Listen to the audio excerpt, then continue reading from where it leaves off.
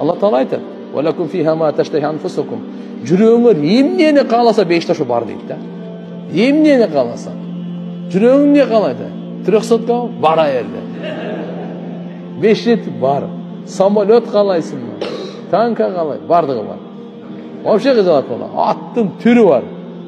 Бейиштин аттары пайгамбарыбыз айткан, о канаты бар деди. Минип алып ол 5 чабып атпай улак кылып, жок. Каалаганыңыз бар. Эптеп кирип калыш керек да тияка.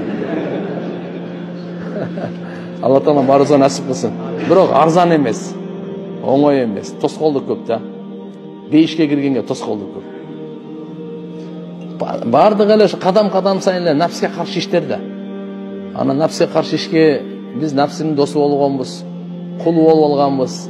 Ага керек эле качаңыз болбойт деп бияка депчи. Ошонун ичинде эле бир кадам таштасаң эле бейиш. Ким Аллахнын алдында, Робусунун алдында тургандан коркуп, нафсисин басса, экинчи кадам бейиш. Нафсини бастыңбы бир өт менен, экинчиси менен бейишке кире бер дейт да. Бир кадам экен да. Чоңураак мындай каналдардан бир жыгаш турса, жыгаш тейип нары өтүп кетесиң го. Кудум ушундай эле нафсини бир теп дагы кирип кетме ишке. Үстүнөнчү. Алла Таала барыбызга насип кылсын такса. Бейишти сураш керек.